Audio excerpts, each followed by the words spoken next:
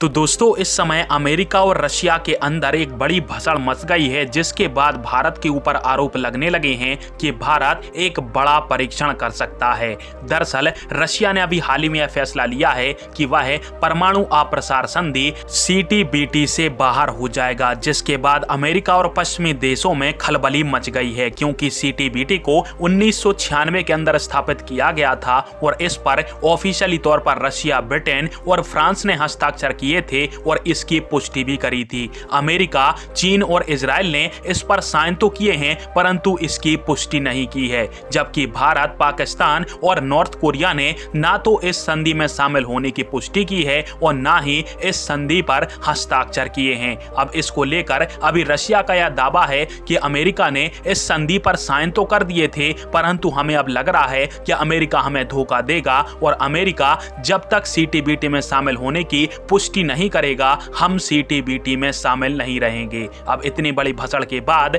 जब रशिया के अंदर वोटिंग होती है रूस की संसद में, तो सभी सांसदों ने 415-0 से इस प्रस्ताव को स्वीकृति दे दी, जिसके बाद पाकिस्तान के अंदर खलबली मच गई है और पाकिस्तान के जो डिफेंस एक्सपर्ट हैं, जिनका नाम शेर अली काकर, उन्होंने कहा है कि यदि रशिया CTBT से बाहर निकल जाता है तो इससे परमाणु हथियार परीक्षण की एक बड़ी होड़ लग जाएगी और जब रशिया परीक्षण करेगा तो इसके जवाब में अमेरिका भी परीक्षण करेगा और फिर एशिया में भारत H बम या फिर हाइड्रोजन बम का परीक्षण कर सकता है, क्योंकि भारत को चीन के खिलाफ अपना परमाणु शस्त्रागार बढ़ाना है, जिसके कारण से भारत H बम दाग सकता है। अब यहाँ पर पाकिस्तान के इन थिंक टैंकों को एक बात सोचने की जरूरत है कि सिप्री की भी रिपोर्ट के अंदर खुलासा हो चुका है कि पाकिस्तान और चाइना के पास नंबर में भारत से ज्यादा परमाणु बम है, फिर भी भारत अपने परमाणु वारहेड की संख्या को धीरे धीरे करके बढ़ा रहा है,